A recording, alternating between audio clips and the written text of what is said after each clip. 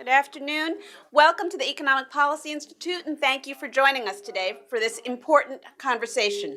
I am Thea Lee, president of the Economic Policy Institute. I'd like to thank our partner, the Keough School of Global Affairs at Notre Dame University, for co-sponsoring this event with us, and you'll hear a little bit more in a minute. But we are delighted to have a truly exceptional panel of experts and activists for today's panel.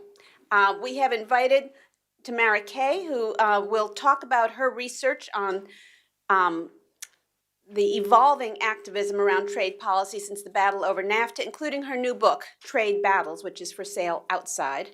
And she's been studying activism around trade policy since the early 1990s. And in fact, Tamara interviewed me when I was at the AFL-CIO to talk about the NAFTA battle many, many years ago when we were both babies.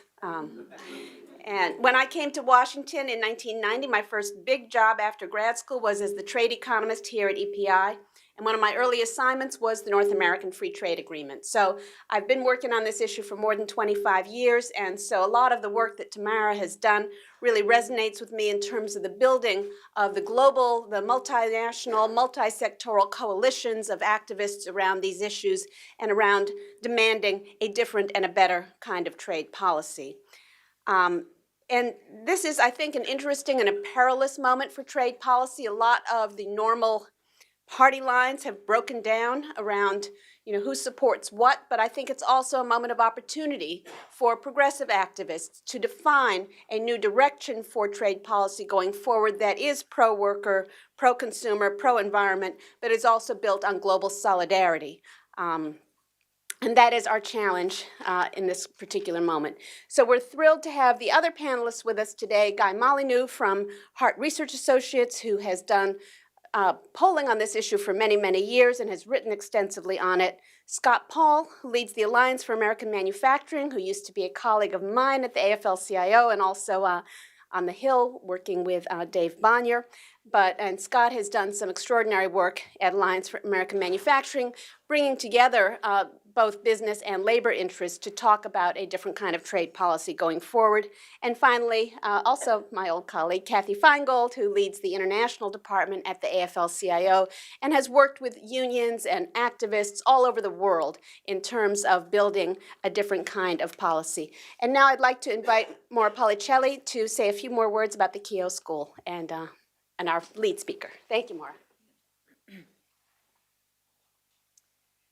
Good afternoon. My name is Maura Policelli. I'm the Executive Director of the Keough School of Global Affairs, Washington, D.C. office.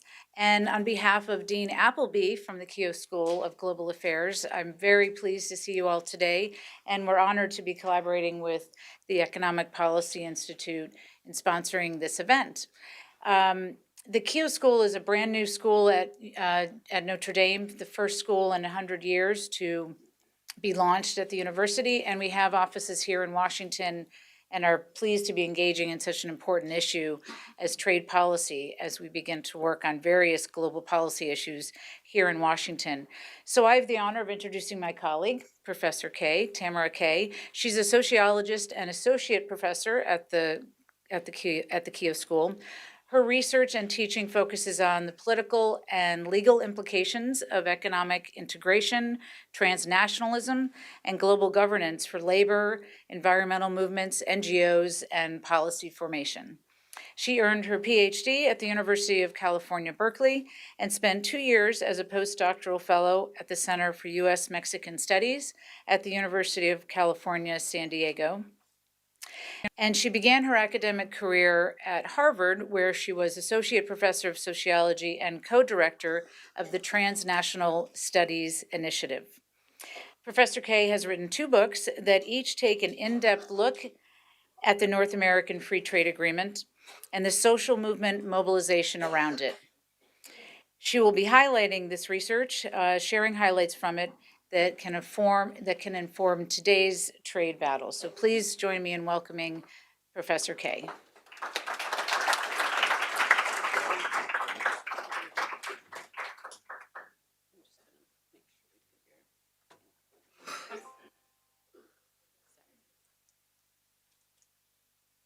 Well, I am so excited to be talking about NAFTA. you know you're a trade geek when you wake up at 4 o'clock in the morning to download the new U.S. Canada Mexico agreement, right? Can't even get the acronym right. But thank you all for being here. Oh, we're trying to get this loaded. Sorry about that.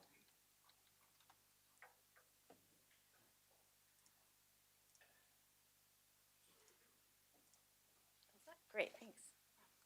So can everyone hear me? So thank you all for being here. And thank you to my colleagues at the Keough School, at my new home at the University of Notre Dame for organizing this, along with Thea and her wonderful colleagues at the EPI. I really do appreciate this, and I'm very excited to talk about this today. So, my work focuses on the impact of globalization and regional economic integration on social movements, and the reverse, the effects of social movement mobilization on state economic policy. And the lens through which I examine this is trade. I've written these 2 books and many academic articles on it, but I study trade not from an economics perspective, but I study the politics of trade. And each of my projects, let's see, tackled central questions. I actually like to think of them as puzzles about movements' response to globalization. So for my first book, NAFTA and the Politics of Labor Transnationalism, the question was, how did this neoliberal free trade agreement actually stimulate cross-border relationships and solidarity among not all but key US, Canadian, and Mexican unions? Now that was a really important question, and it was an unexpected outcome because a lot of pundits and scholars actually thought that NAFTA would intensify racism and animosity among US, Canadian, and Mexican unions. Does everyone remember Ross Perot's giant sucking sound, right? That the Mexicans would steal US jobs, right? And so I went through a process of investigating what actually happened because the outcome was very different from what was expected. And so this process involved over 140 in-depth interviews with labor activists, lawyers, all kinds of government officials in the US, Canada, and Mexico, archival research, as you can see from the slide.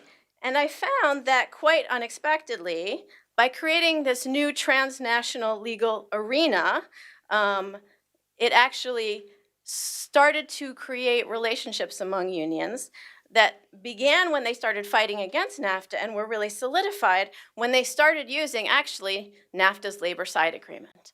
And so NAFTA's labor side agreement actually, if you were a Mexican worker in a factory in Mexico and there were health and safety violations, for example, you couldn't file the labor rights violation in Mexico. It said you had to file them in the US or Canada or both. And so I actually interviewed workers in Mexico, for example, who the company turned off the safety equipment and there was a certain number of amputations every month. And this was actually created to thwart solidarity, but it had the unanticipated consequence of actually stimulating transnational relationships because it was nearly impossible for Mexican unions to file these labor rights complaints from Mexico without the support of US and Canadian unions. And so this actually stimulated relationships. And it wasn't actually created to do this. Negotiators actually constructed this to make it more difficult, but it backfired. And the implication of this is that it matters how free trade agreements are built and constructed. And even free trade agreements with weak enforcement mechanisms, and we can all agree that NAFTA's labor side agreement has very weak enforcement mechanisms and not very good policy outcomes, even these kinds of trade agreements can actually have strong social movement outcomes. So, for my second book, I did a deeper dive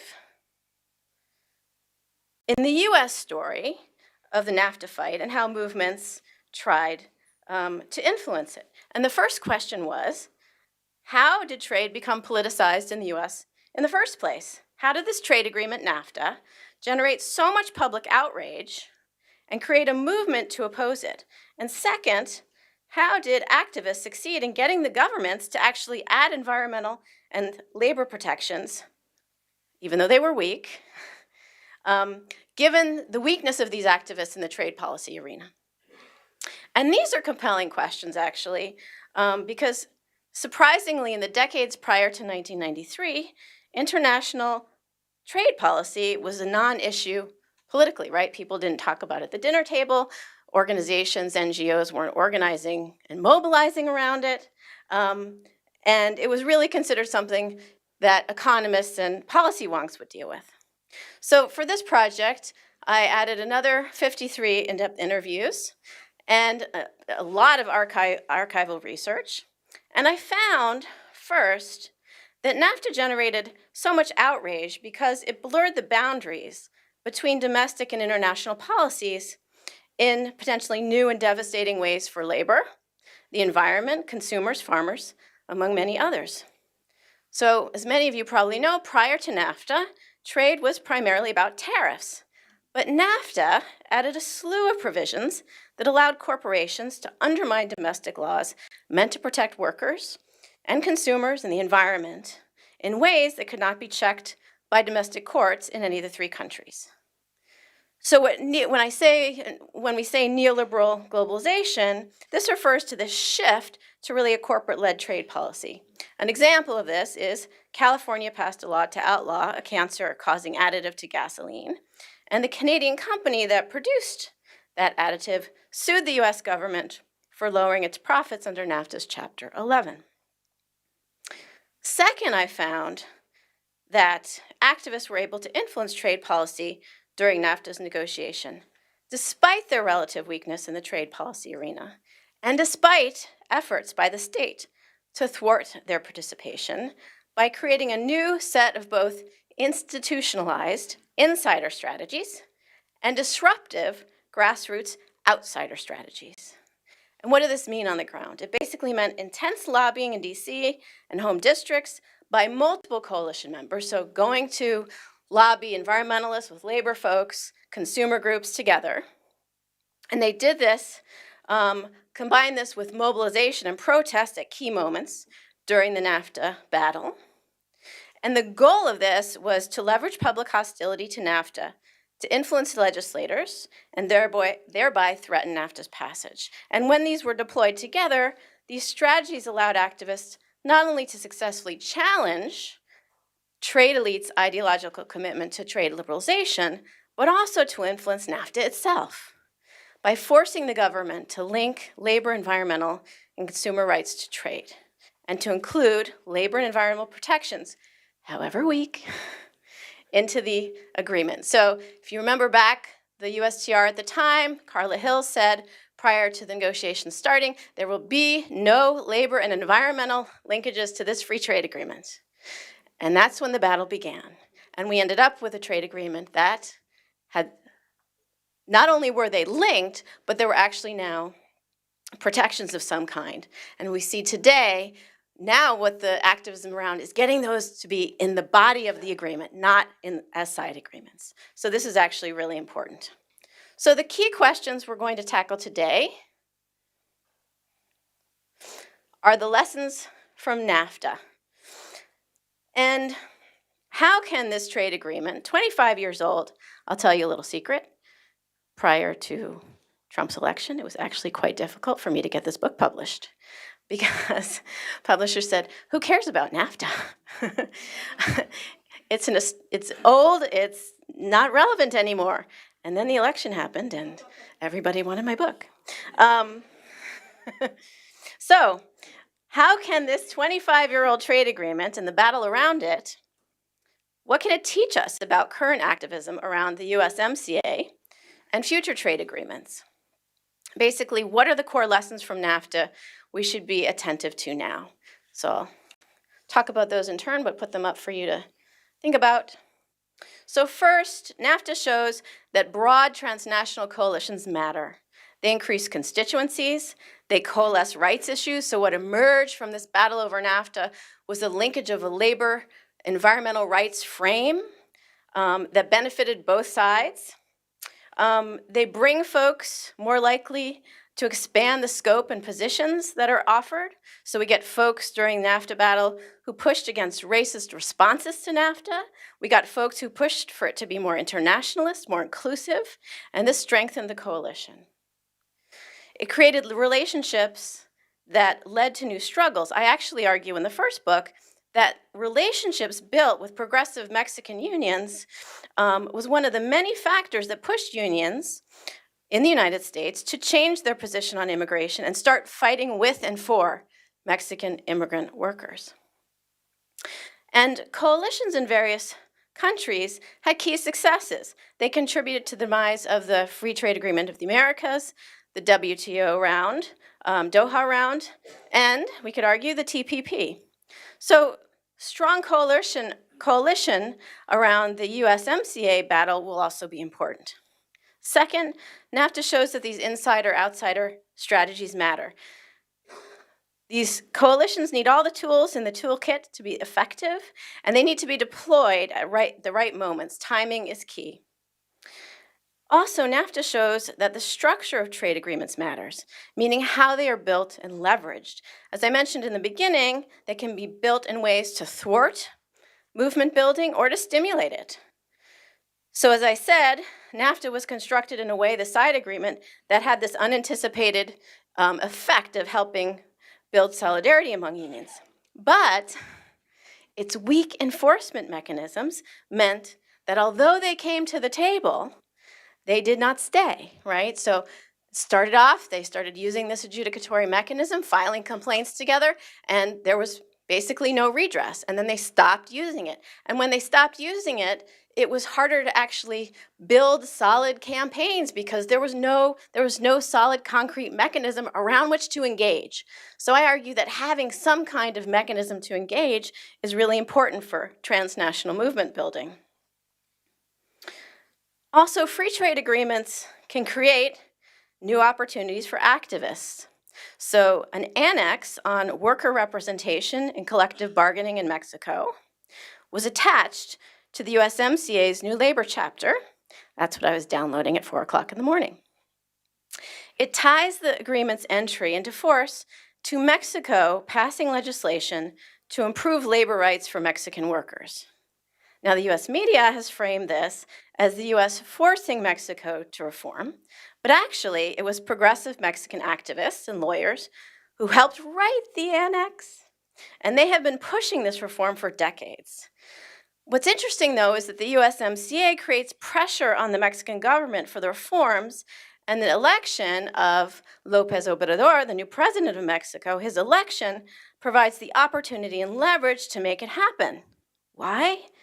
Many of the activists who pushed for this for 30 years are now in his administration. One is the new Secretary of Labor. Framing. NAFTA shows that framing matters. Activists figured out how to frame issues around trade agreements so that they resonated with the public. Focus groups were used in the years after NAFTA to determine what messages would resonate. And so these focus groups showed that people really understood the problems with the investor-state dispute mechanisms. Even Paul Krugman and Joe Stiglitz came out against the TPP while they had previously supported NAFTA, and their reasoning had to do with these ISDS mechanisms. And ISDS, for the most part, is now out of the USMCA. Framing also matters because there are unintended economic and political consequences of unchecked neoliberal globalization. When we ignore the inequalities trade agreements create and the plight of workers on its front lines, it paves the way for events like Brexit and the election of an anti-free trade US president who rooted his opposition to trade in economic nationalism, xenophobia, and then married it to a virulent racism in his domestic immigration policies. So Trump addressed those workers in ways that resonated. And so it's important for the coalition to be out front on the message because that message can become co-opted. Democratic practices. I think this is one of the keys of this new book. NAFTA teaches us lessons about about democratic erosion.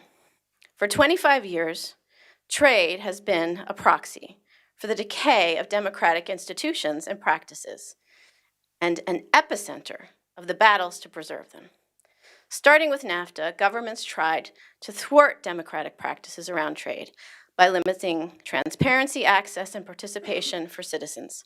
In effect, the governments of North America have severed economic policy from democratic intervention. And I argue in the book that when governments close citizens' access to state institutions by limiting participation and transparency, they also weaken and undermine democracy.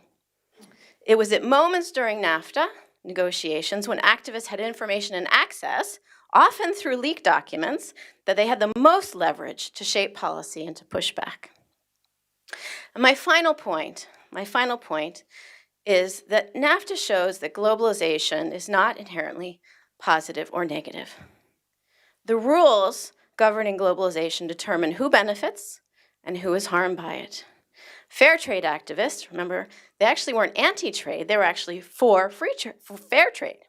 They realized this early on. They understood that NAFTA would lay the foundation for the rules governing the global economy that would ultimately affect workers, migrants, farmers, indigenous people, the environment, access to land, water, medicine, and even cultural production. It was to protect these collective goods and collective rights around which they built their struggle against NAFTA. And although they did not succeed in killing NAFTA, they shifted the framing of the trade debate, expanded the constituencies who demanded space in the trade policy arena, and ensured that social policy concerns were legitimized and incorporated into NAFTA and future trade agreements.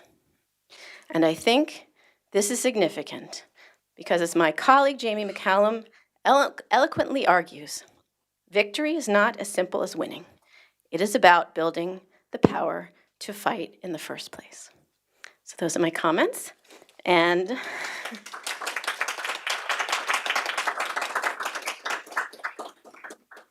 to kick off the panel discussion, I want to pose two questions. First, what opportunities and challenges does this current moment, with its unique players and distinct trade battles, offer various civil society groups concerned about the impact of globalization? And second, what opportunities does it present for promoting healthy democratic systems involved in executing global policy? In answering both questions, we want to examine how trade plays out in the midterm elections, and I leave it to my fellow participants to opine on that, given their expertise in the political arena.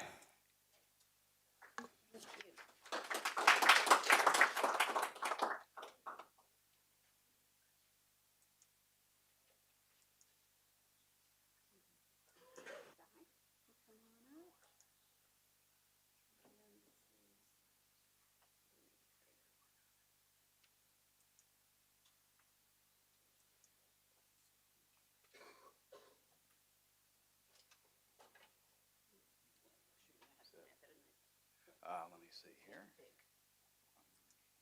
There we go. Good afternoon. I just want to make three short points about the public opinion environment regarding trade and in the current political context. The first is that we are in a period, sort of a little counterintuitively, of broadly speaking rising public support for trade and free trade. And if we can go through the arrows here. There we go. Just as one example, this is a question that the Pew Research Organization has been asking for a few years, asking whether, broadly speaking, people believe that free trade agreements between the U.S. and other countries has generally been a good thing or a bad thing for the country. And you can see that while the country was sort of divided on that starting in 2011, the general trend, with one notable exception, has been toward rising sense that free trade is a good thing for the country rather than a bad thing. During the course of the 2016 election, interestingly, the gap narrowed quite a bit as a function of then candidate Donald Trump being so critical of trade agreements at that time. What's interesting is to look sort of underneath this, though, and look at how Democrats and Republican political views have evolved over that same time frame. On the left are Republicans who up through 2015 had almost the exact same view of trade as Democrats did, but then suddenly in the course of 1 year shift dramatically. This is the trade is a bad thing. Jumps up because their candidate is telling them they're supposed to think trade's a bad thing. And so Republicans moved there. What's interesting now is Republicans are moving back down, perhaps feeling a little conflicted, that is, believing that old trade agreements were bad, but whatever their President Trump is doing is making things better in some way. And so probably Republicans are a little unsure how to answer this question. Democrats, though, have been becoming steadily more pro-free trade over this entire period, to the point now where it's an overwhelming margin, 6-7-19. On NAFTA, for example, we see a very sharp partisan gap with Democrats overwhelmingly positive in their view of NAFTA now, whereas Republicans, at least until recently, have been quite negative. There's been no polling to show how Republicans or the public are reacting to the new U.S.-Mexico-Canada agreement, but at least through last year, that was the case. So you have Republicans kind of in flux here, having moved sharply anti-trade, but perhaps moving back now if they feel that the trade agreements the country has have been blessed by President Trump. Democrats very strongly pro-trade, I think reflecting not only the influence of President Obama, but probably also reacting now against Trump as sort of anti-trade rhetoric is linked to sort of xenophobia, anti-immigrant sentiment, other things that Democrats don't like.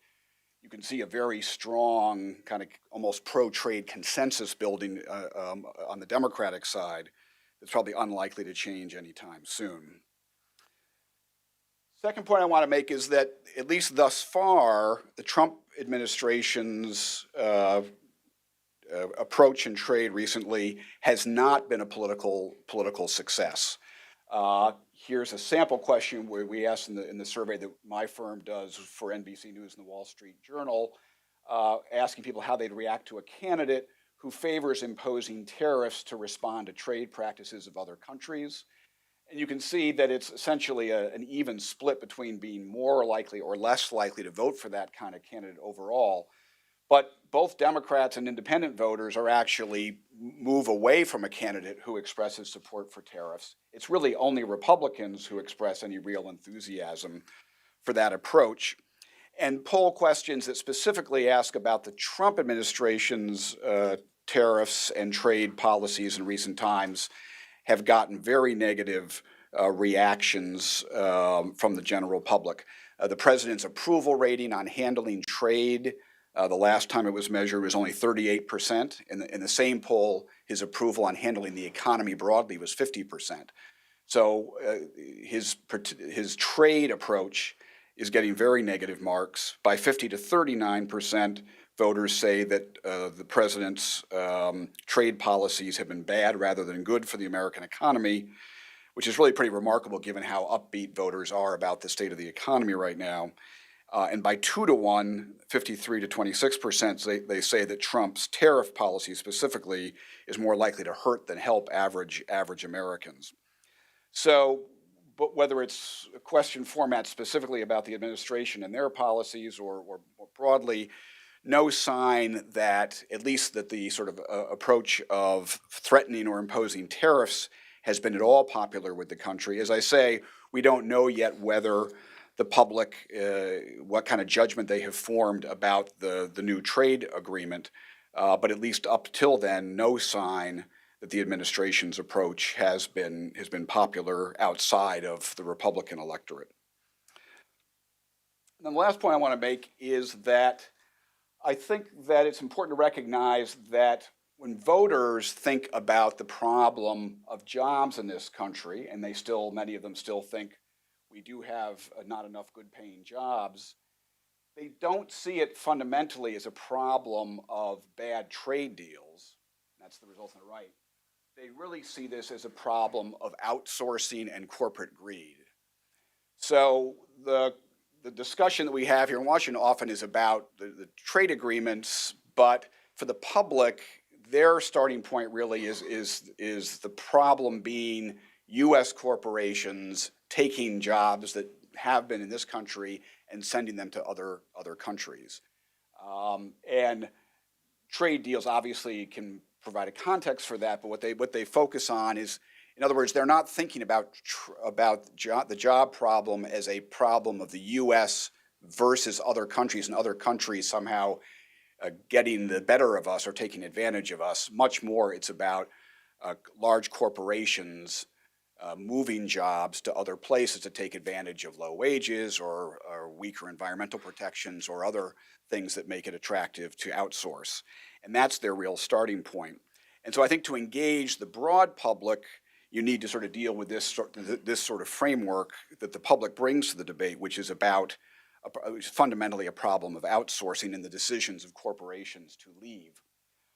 One policy idea that is extremely popular with the public on that is the idea of ending tax policies that in any way reward or encourage companies to outsource or send jobs overseas. I've done lots of polling on tax policies and other economic policies, and consistently that is one of the most popular policies that you can ask the American public about. Interestingly, President Trump tapped into that other framework, the sort of the outsourcing, much more effectively very early in his presidency when he started pressuring companies like Carrier and so on to keep jobs in the U.S. That was very popular, actually, whereas this whole move toward tariffs has been very unpopular. That was generally well regarded by and obviously there's a lot of debate about how successful any of those efforts were by the president, but at least as a matter of optics and politics, it was very, very popular. The idea of trying to put pressure on companies to keep jobs here or to invest more at home is a very popular approach, but one that we hear less of these days. For progressives, I think progressives need to also, if they want to sort of build broad public support on these issues, understand that starting point of that concern about outsourcing, and to explain, as was done successfully with activists in the NAFTA campaign, to the broader public, to have them see the link between trade agreements and the decisions of companies to stay or leave the country. And so with that, back to you.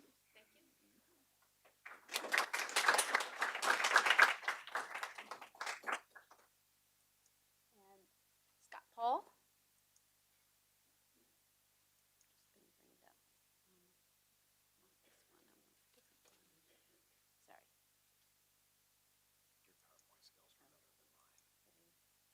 No, not really. Hover over here. No. That's not the last top.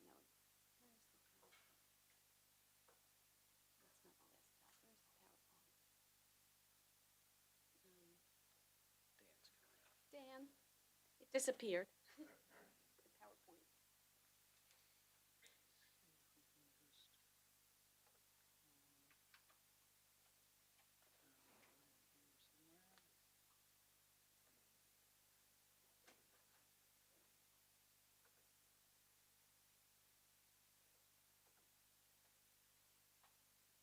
Is that the one? Great.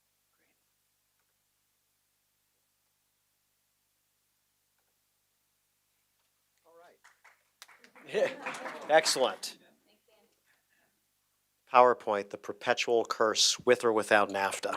So, yeah, it is. Yeah, we'll blame NAFTA, right? So, thank you, Thea, and I appreciated the topic today, and also C-SPAN's coverage, because I realized, looking back at C-SPAN stuff, that C-SPAN covered an internal meeting of the Citizens Trade Campaign in 1993, as we were talking about a strategy to build this transnational coalition and also try to defeat NAFTA.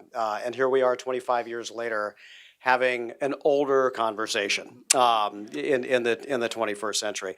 I wanted to, I think, build on some of what Guy said and then answer Tamara's questions. A lot of the polling that you see on trade is very top level stuff, and most people, as we know, tune into the news or the president's Twitter feed only occasionally, and that's the beginning and the end of what they know about the topic, unlike most people in this room who do this for a living. And so we wanted to ask some more granular questions, and I wanted to provide these as kind of framing of the debate that we're about to head into. So Mark Mellman and Bill McInturf, a bipartisan team, have done polling for us for about 8 years. They put a poll in the field last month, and so we're able to draw a few conclusions from that. Although it opens a number of other questions, and Guy posed some of these as well. And just to reiterate the fact that people's views on this are basically informed about how they feel about a political figure or about what they hear a political figure say. I think there's no more proof than this, is that people hear Donald Trump talking about these issues a lot, about creating manufacturing jobs or creating jobs. And so that kind of message repetition is something that's unique to the president because he has a national platform. He swallows all the news. Debates like the one that we're having today don't tend to rise to that level. And so therefore, as a result, a lot of his supporters think he's doing a great job of this. And even people who don't agree with him think that he's talking about this because he is talking about this. On the other hand, people think Congress across the board is doing a lousy job because they don't hear that. And in fact, the president crowds out a lot of that news. So, and this is a China question per se, but you can use it somewhat as a proxy, and that is, trying to disaggregate a little bit this issue from a political figure. If you ask people kind of generically, are you willing to get tough on countries who cheat on international trade, or free trade is a goal, but in the real world we cannot get there unless we are also willing to use tough measures at the same time, there is strong agreement with that across almost every demographic, including Democratic voters and voters who view the president unfavorably. I would add that I'm sure our intrepid social media team will have a link to all of this up, but it's available on our website as well, because I know that some of these numbers are kind of hard to read. But there is, there's near, I don't want to call it universal support, but there's strong support for this idea of having a tougher trade policy. And then when you put the question directly to them, are voters willing to take strong actions against unfair trade practices, or are they afraid of them because of retaliatory tariffs on, and we name specific products like soybeans, cars, and what have you. If you put that question, there is even a majority for, yes, I'm willing to take some actions. And about the only exception to that is folks who identify themselves as Democrats or who view Trump unfavorably. But while Guy is right, I don't think anybody's going to necessarily win an election based on this. There's also the public is willing to at least grant this administration a little bit of leeway as they're pursuing some of these approaches. And if you take it out of the context of the president's agenda in particular, there's a lot of underlying support for this idea of fair trade or tougher measures on trade policy. When you ask a specific question, and no one else has asked the question like this about the tariffs that the president specifically put on China, which is probably the most newsy thing that folks would be aware of in the trade arena right now. Again, it's it's kind of a mumbo jumbo when you look at this. But if you combine the number of voters that are willing to support the tariffs or at least give them more time, it's a strong majority versus those who want to end them right away and who say this is a terrible mistake.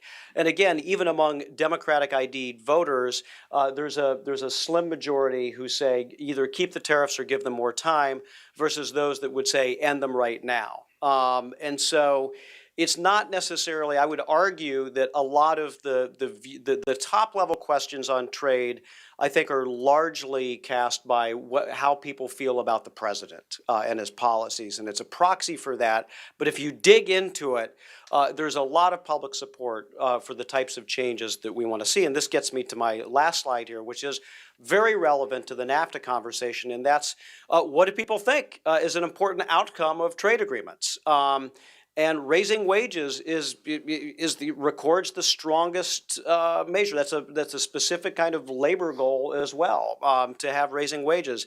Promoting strong foreign policy alliances, again, something that is transnational in nature, but also reducing the trade deficit, increasing the amount of American-made content in automobiles, reducing barriers so that more American-made goals are sold in foreign markets. There's generally a lot of broad support conceptually for a lot of these ideas as they play out. And so, I think public opinion will probably crystallize as we get more into the debate and as these lines are drawn.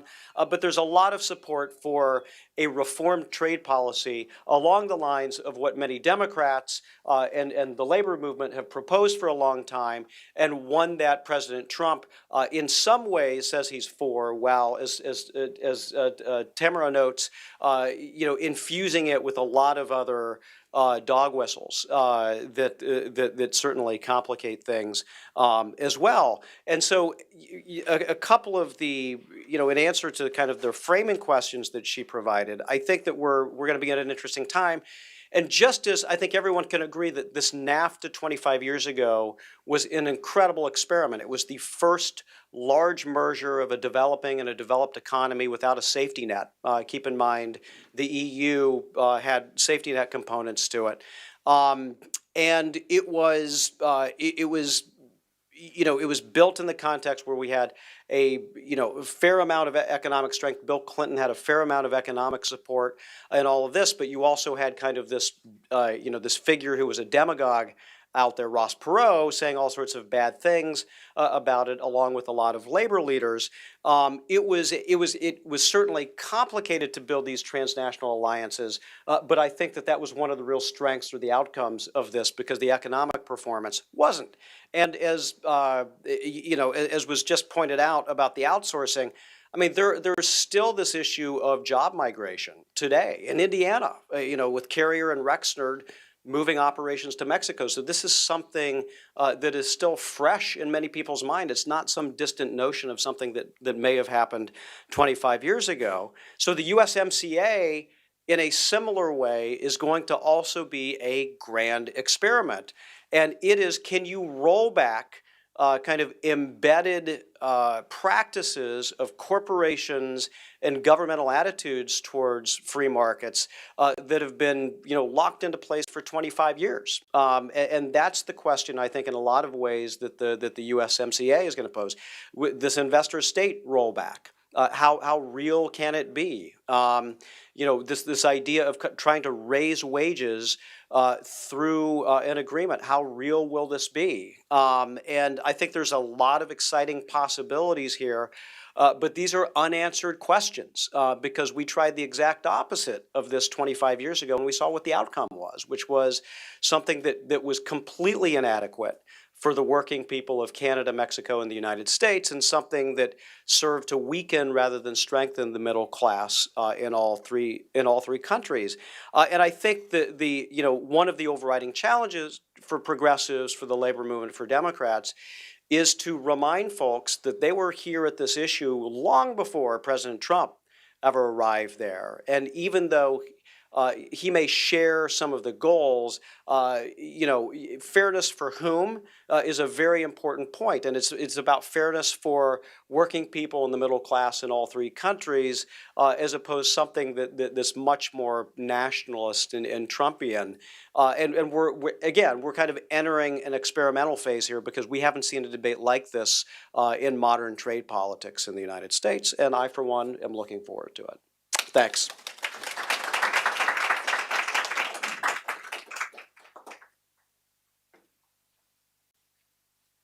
Thanks so much, Scott, and thanks to Thea and the panelists. And thank you so much to Tamara for actually writing a book about transnational alliances. I see lots of my colleagues here who have been in those fights, and we rarely have time to take a pause and reflect. So thank you so much for all the work that you're doing. So I want to talk about the transnational partnerships that we have been building. I've been doing this for about 18 years and working with Thea and others here. So a few reflections about this current moment. First of all, Tamara, you're completely right when you say that the current moment is built upon years and years of relationship building. This type of work, these types of alliances take a lot of work, and it is not always that easy. And so I would say that it's relationship building that is not only about trade. Right before Peña Nieto and Obama met, we sent a letter highlighting human rights abuses because that was the concern in Mexico at the time. So it's a broader agenda just beyond trade. It's one that we're constantly building, and it takes a lot of work. And I think the 2005 defeat of the FTA really sort of inspired the movement because it had been a long slog, and we really proved with that alliance, the Hemispheric Social Alliance, that when we come together, and it's a broad-based inclusive alliance, we really can have an impact. So we're building upon work that we've been doing. I would say that the recent trinational work that we've been doing actually goes beyond complaints in the labor chapter of NAFTA. And I think, a lot of people focus on that aspect. And yes, we have had lots of them that are actually still pending. The one with the ESME, the electrical workers. Few people probably know that in 2018, we submitted another one regarding the labor law reform process that we saw is undermining NAFTA. And that was actually rejected by the administration. And so one piece of the work that we have been doing is around the labor chapters, but I really want to say it goes beyond. And a few examples is that in the past years, I would say the trinational movement has really focused on the issue of protection contracts. And protection contracts are the contracts that are the dominant model. They're collective bargaining agreements that are really the employer, signs off on them, or they get a bribe from a company that's coming into Mexico. And that really became the focus of the work of the union movement and our allies to say that until you address that system, you cannot shift the economic model. You cannot have workers bargaining to improve their wages as productivity is going up. You cannot improve working conditions. So protection contracts really became the focus of a lot of the trinational work. I would also say a really interesting piece of the trinational work is our trade union leader from the Mineros who was exiled in Canada. Napoleon Gomez was exiled in Canada for critiquing a big mining company. His life was threatened. He was on Interpol. And that became a trinational focus to get Napoleon back to Mexico. Now, some people might say, okay, what implication could that possibly have right now? Well, in an interesting shift in the politics of Mexico, he was unable to go back because of his own safety and being on Interpol's list, and he went into alliance with the Morena political party. And when AMLO won the presidency, he became a senator. And we have seen in just the first few months the impact, and I would just say, give a shout out to the steelworkers that are here because that really was work you did for years and years and led us all in that work. So thank you. So that alliance has led to, in these first few months of the new Congress, so for people that are not watching closely Mexican politics, we have a new Congress before the president actually takes position on December 1st. And so the new Congress, in just a few months, Napoleon Gomez, as a senator and as the chair of the Labor Commission, has ratified the International Labor Organization Freedom of Association Convention. Again, important step for Mexico. And he will be the key person on that Labor Commission to shepherd through the labor law reform, which we're hearing about. So really important. That's alliance building. I have to say, when I sat in front of people at the State Department with steelworkers and others and Canadian colleagues talking about getting Napoleon Gomez off of the Interpol list, when we had him come to the AFL-CIO Executive Council Convention, people kind of rolled their eyes. Like, this is never going to happen. Well, this is a testament to what happens when you're dogged and when trinational alliances can go on for a very long time and they're built on trust. So a real impact in this current moment. Our transnational work also recognizes that we have had to struggle to have a common narrative together. And I think that gets at what people have talked about, that instead of this us against them, they're taking our job narrative, I think during this NAFTA debate, you have seen for the first time solidly people recognizing that if we do not address protection contracts, if we do not address the fact that only 1% of workers in Mexico have an independent union, the rest are in these protection contracts unions, then we cannot make a change. It will always be imbalanced. You cannot shift that imbalance. And I think this time, again, building off of the relationships we had over these years, we really put this issue of Mexican wages, Mexican working conditions, and protection contracts front and center. We're all in this together. If you don't fix what is happening on the other side of the border, you don't fix what's happening here and in Canada. And we have a shared analysis of the fact that the attacks happening on unions here, the protection contract system in Mexico, is a common struggle that we have together. And so we've been building a shared economic analysis. We also have a shared economic analysis around the fact that it is a common economic model that leads to neoliberal trade policies and anti-immigrant policies. One way that we're addressing that together is we are working to shape the Global Compact on Migration. Again, another way that this alliance is coming together around new issues, not just labor chapter issues. We recognize what happens with trade also needs to be seen as what happens with migrants. Is it going to be a corporate-dominated model that gets negotiated by governments at the United Nations, or will it be through a rights framework that gives migrant workers the protections that they need? So another really important example. On the question of democracy, I would say that this is one that is still a challenge. Democracy and transparency is what brought us to the street in the trade battles from Seattle to here in Washington to all the FTA and Miami battles.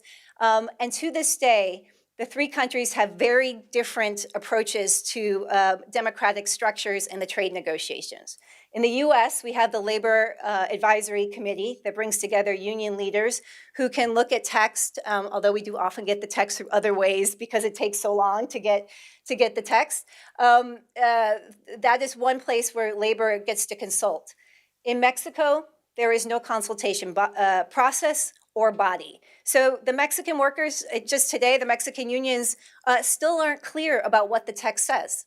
They don't have the text in Spanish. They haven't had access to the negotiators, a huge problem.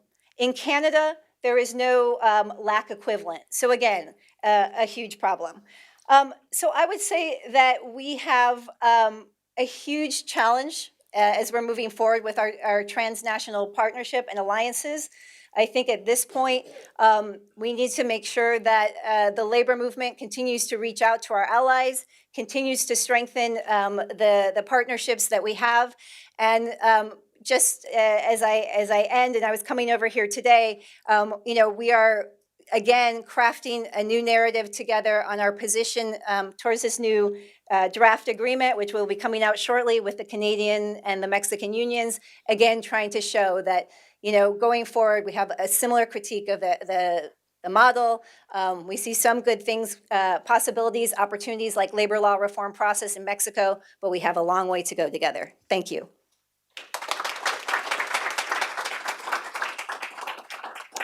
Well, thank you to all the panelists for really extraordinarily rich and deep comments. And I want to maybe do one lightning round, and then we will open it up to questions from the audience. But I wanted to just say a couple of quick things. One is that I think, Kathy raised these connections between the international solidarity that she talked about and the trade battles and now the immigration issues as well. And I think that actually underscores the disconnect that we have right now, because Donald Trump, brings to this debate the opposite of global solidarity. He brings a very kind of almost a personal hostile nationalism that is tainted with racism and xenophobia. And so trying to sort of bridge back into that, where we have this situation where Donald Trump is raising the issues that, as Guy said, have been neglected by many politicians, both Democratic and Republican politicians, for decades, that they haven't confronted, the corporate malfeasance, the rigged rules, the ways in which our trade agreements are about outsourcing. And I think, that's one thing about Guy's polling results. The contrast between these two questions, is it bad trade agreements or is it outsourcing? I think the argument we've been making in the global justice world is that the reason our trade agreements are bad is that they are designed to facilitate and lead to more outsourcing. And so, in some ways that is the same thing. And I think that actually also brings up something some of you may have noticed. There's some contrast between the polling that Scott talked about and that Guy talked about. And for those of us who have been in this business for 25 years, the polling on trade is notoriously malleable. That people go into the same group of people and ask them the same question, but in somewhat different ways, and the results are often very different because people, I think, are struggling with this issue, that nobody's against trade or for trade. People want trade policy that will create good jobs and will preserve our democratic decision-making, but we aren't always presented with that, and the debate around trade, I think, is remarkably dishonest. So, all that said, I wanted to just ask the panelists to do sort of lightning round, like a minute or two on each one, because I do want to get to your questions, about can we address the underlying concerns that Americans have and people all over the world have around failed trade policy without accepting the Trump frame, which is anti-worker and tainted with the racist and the xenophobic top notes. And do we see any of that playing out in 3 weeks in the midterm elections? So, vroom, and just let you all take a stab at that. Starting with Tamara.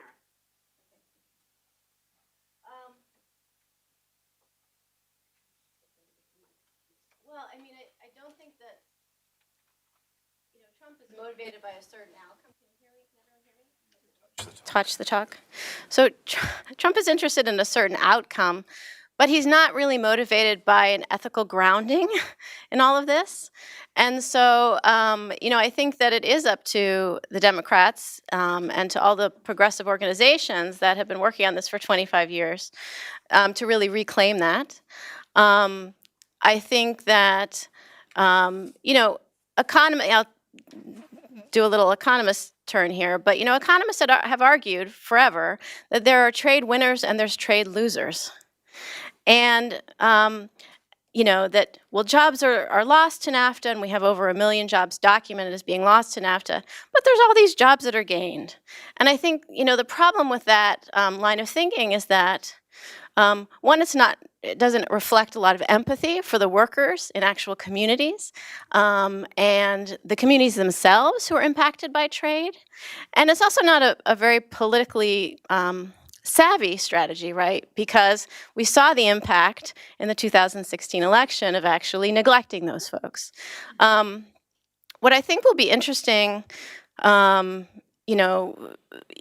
interesting possibility would be to actually think about how to build into the new USMCA enforcement mechanisms that could actually, this would be interesting, counteract some of the administration's anti-unionism in the United States, right? And so we saw this actually from the labor side agreement where some of the folks in US unions said to the Mexicans, file those labor rights violations against us so that we can try to improve our labor laws. So in the face of the Janus decision and all kinds of attacks on US labor, I think it'd be interesting to figure out ways that the AFL-CIO and other unions could actually turn the tables and figure out ways now in the next few months as this is being hammered out of making sure that there's things in this agreement that actually protect US workers too in the face of the attacks that have already come from the Trump administration and that are surely to come in the next 2 years. Okay. I think, Thea, you're exactly right that the question for progressives is how to change the sort of the public discussion about trade agreements so that they're not framed as the way President Trump would choose to, which is this a good deal for the U.S. versus other countries, but is this essentially a pro-corporate trade agreement versus a pro-worker or pro-environment or pro-consumer safety deal? Unfortunately, I think probably the framing of the U.S. versus other countries is a little simpler and more intuitive a story. So our job's a little harder. Although in the public debate over TPP before the election, it seems to me that some of those dynamics were part of a public debate about whether this was an agreement that essentially was just being written by and for large corporations, was part of the public. I don't want to overstate that. I don't think your average rank and file voter had a very strong opinion about TPP, but it was part of the public debate. But that is I think that's the real challenge. The good thing is that I think voters would find it entirely plausible and even likely that trade agreements are negotiated more to look out for the interests of large corporations than the public as a whole or working people. So it's not like we're trying to tell them a story they will find unlikely or implausible, but it's a story we need to figure out how to tell better. As for whether that's possible in the next 3 weeks, probably not.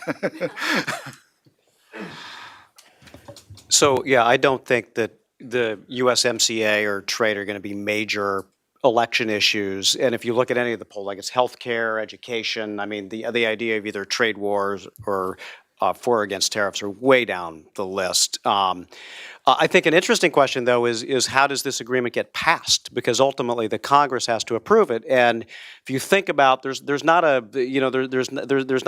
good past reference to this because, again, in '93 you had a largely kind of Democratic setup. Bill Clinton promised changes. It squeaks through with a number of deals and log rolling built into it. And we're coming off of a bad economy into a better economy. In 2015, 2016, TPP gets done. You have a Republican Congress that should want to do this because they're all free traders, a president who largely agrees with their agenda on this, and it doesn't happen. So what happens here? I think there's a dilemma in recognizing that the Economic Policy Institute is nonpartisan and all of this and does great work, the best work on trade analysis, by the way. I think parties have something to consider here. For Republicans, it's like, do you vote with the Koch brothers and your money, or do you vote with where your base is? I mean, as you see in this polling, Republicans want big changes. For Democrats, I think it's particularly for industrial workers, they've strived for years to make changes like this, and we'll see how real they are. But if they are real, how do national Democrats respond to this? Because there is a cost to working with the president. There's an activist base that wants to see impeachment and everything else, and working with the president on trade is probably not high on their priority list. So how do national Democrats respond to this when this is going to be an issue that's critically important to the heartland and to a lot of people in the middle class? And those are simply questions we don't know the answer to that, but I think there's a lot of opportunities, particularly among progressives, to make some progress. In the short term, I would say I recently came back from a training with one of our industrial unions, and someone raised their hand and said, "Look, I'm sort of confused. I've had on my hard hat for the past 25 years, say no to NAFTA. What are you telling me? What's the new message?" So I would say in the short term, when you talk about the base and the electorate, I think, we have a lot of education to do. And I think we haven't done all the work that we need to do to get people to really understand what's happening on the trade front. So I think, the next 3 weeks, we probably will not be able to do all that. But I do think there's a lot of work that we need to do with our own base in terms of educating them. And the way we want to do it is actually, again, looking at trade and immigration as part of the same economic model that allows employers to exploit workers. And so I would say that's where we're heading. And I just want to say that the piece of enforcement is the key piece. If we don't get the enforcement piece right, no one, we've been down this road with Colombia, with CAFTA, with every single trade agreement. What will be the key to this trade agreement is how will it be effectively enforced? And that's what, going forward, we're going to need to be working on. Okay, great, thanks. And now we'd like to invite questions from the audience. We should have microphones. Please wait for the microphone, and when you get the microphone, just state your name, and if you have an affiliation, go ahead. Right up here in the second row. It's coming. Ellen Ferguson, CQ Roll Call. I have something that's a little more off topic. It's about Congress and beyond the midterms. If the Senate changes, which seems unlikely, the Democrats will take it, or the House, which seems more likely, where would you expect Democrats to come down on the USMCA? I wish they came up with something different.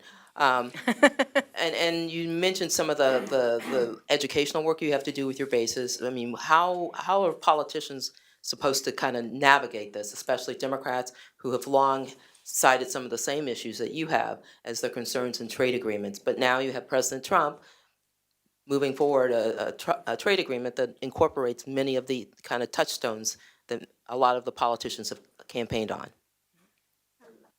Kathy, do you want to start?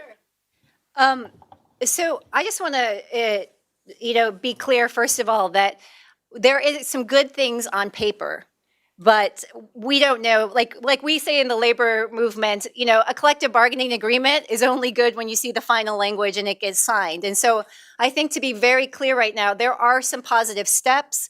The changes in ISDS, some of the rule of origin issues, the labor chapter, but we are far from saying that this could be an agreement that is where we need it to be. So that's the first thing. And, the one thing I would say that I'm concerned about in terms of the Dems is, this current moment, I think you hear a confused message from the Dems. Some are like, well, that TPP, we should go back to that TPP model. And, we just saw articles in the press around the Vietnam is no longer feeling pressed to move forward on labor reforms. I want to be very mindful that that is not what needs to happen. That model was a problem. And so what we need to be doing is having a discussion with the Dems about our vision for a very different model where labor is enforceable. Thanks, Kathy. Anybody else like to jump in on that issue? Dems. Okay, let's take another question from the audience. Back there. Hi there. Thanks for holding this event. I'm Megan Casella with Politico, and I just had pretty much a follow-up on that question in that Scott and Kathy in particular, given your roles and likely that you will be working with Congress if Democrats should take the House, what is some advice that you would give Democrats who are grappling with these issues and who will likely want to make their mark on the USMCA should they, before they, consider voting in support of it?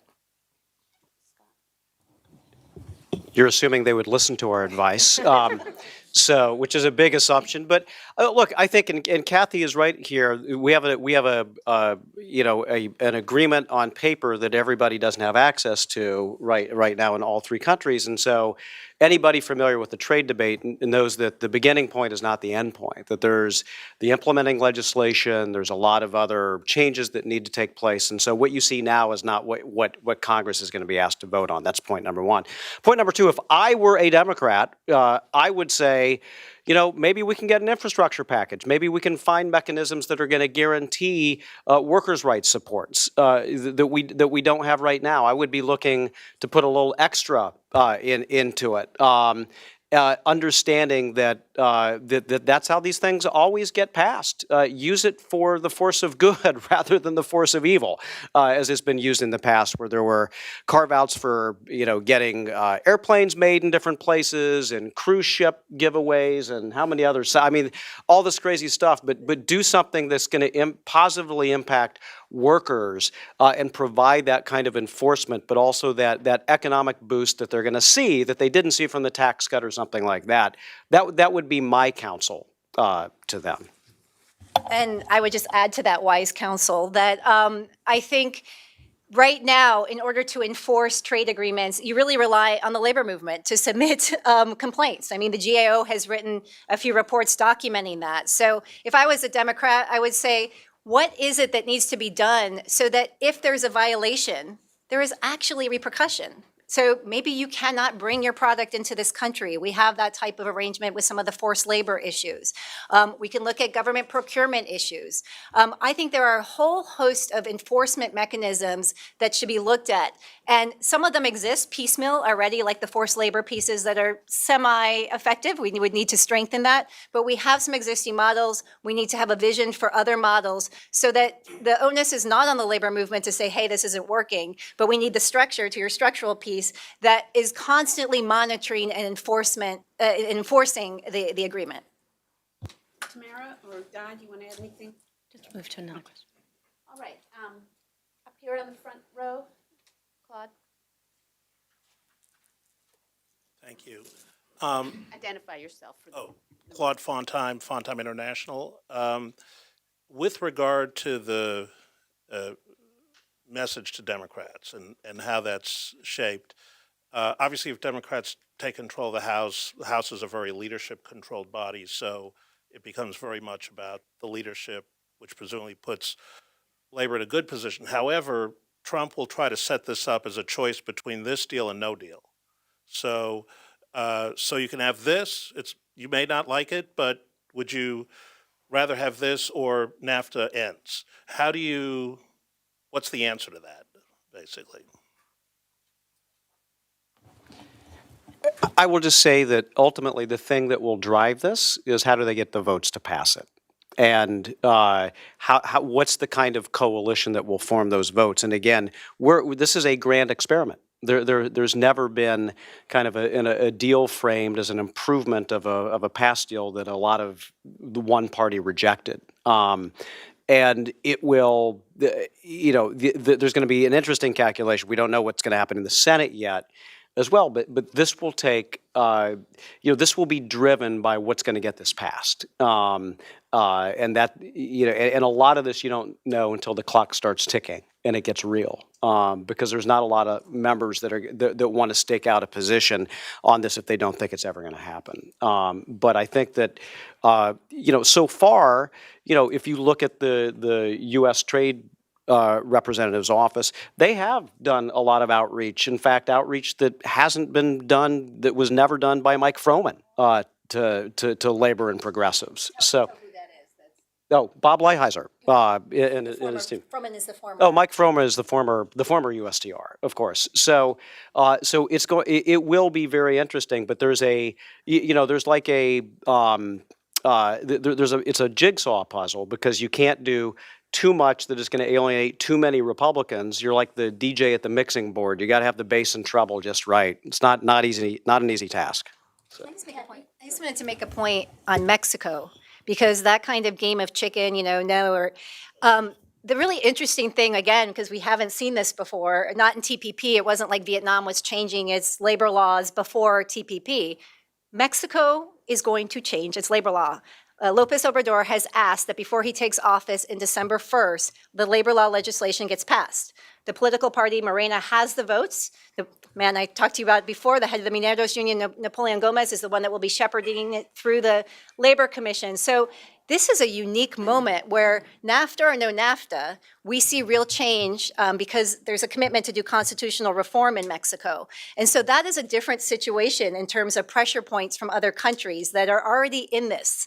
Already moving forward. And so I think that's something we haven't seen before.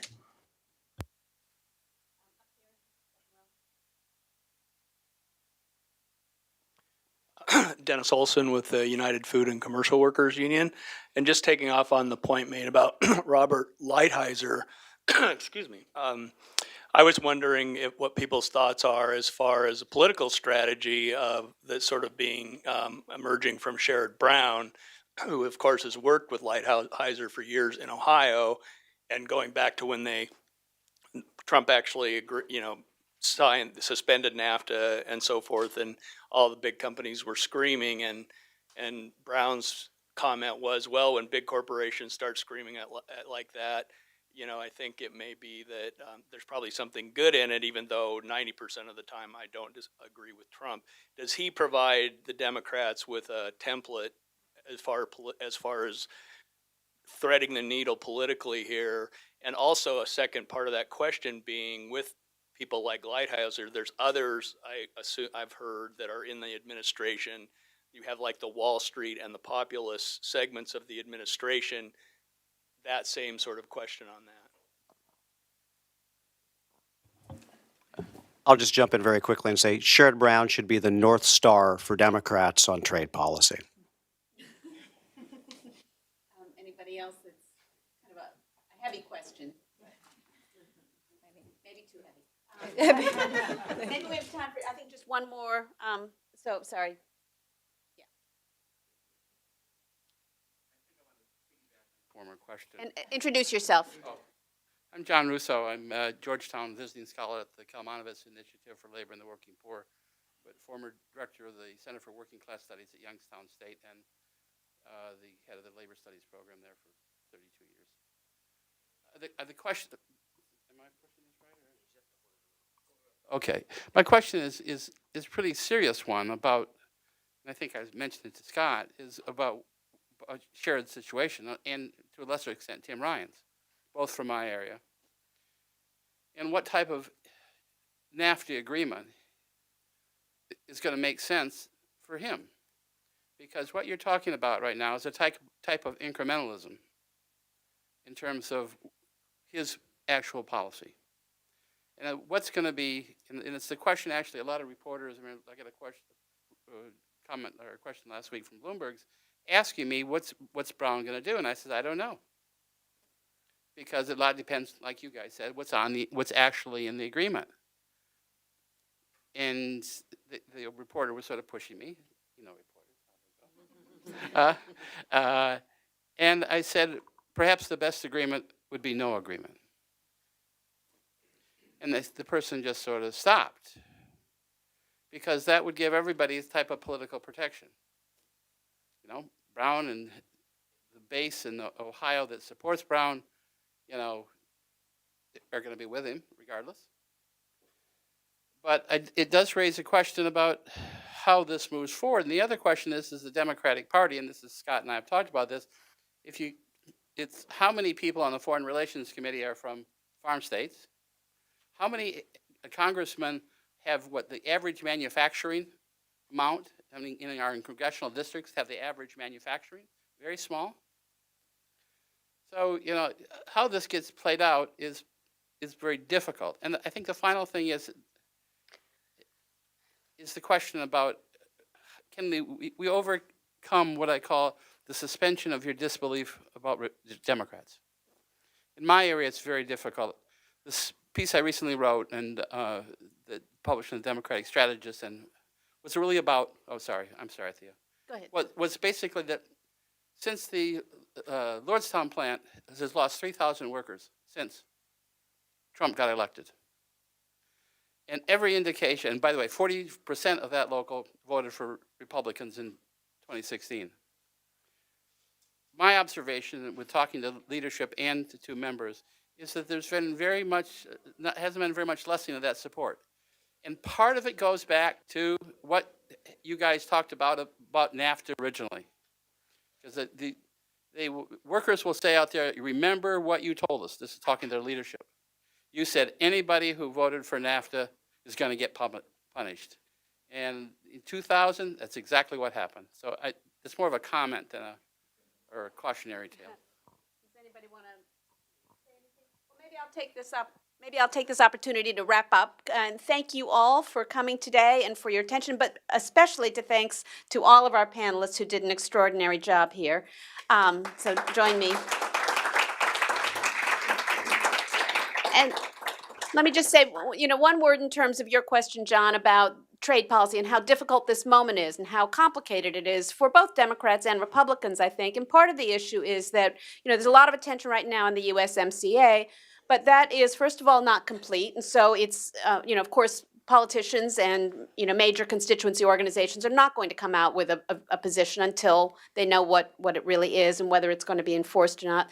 The second thing is that this is sort of one small piece of trade policy and even what's wrong with trade policy. I think here at EPI we would say in terms of the major economic impact on American workers, we're talking about our imbalanced trade relationship with China and dealing with currency and workers' rights more broadly. And then the third thing is, you know, in the context of the Trump administration and other anti-worker actions that are also in the context of the tax bill, which definitely creates outsourcing incentives and rewards. You know, you have a very complicated overall picture, and I think that's one of the reasons we're all struggling, but I think it's particularly for that reason that I'm happy that we were able to have this conversation today. And I look forward to further conversations with all of you. It's a great crowd today, and thanks for joining us.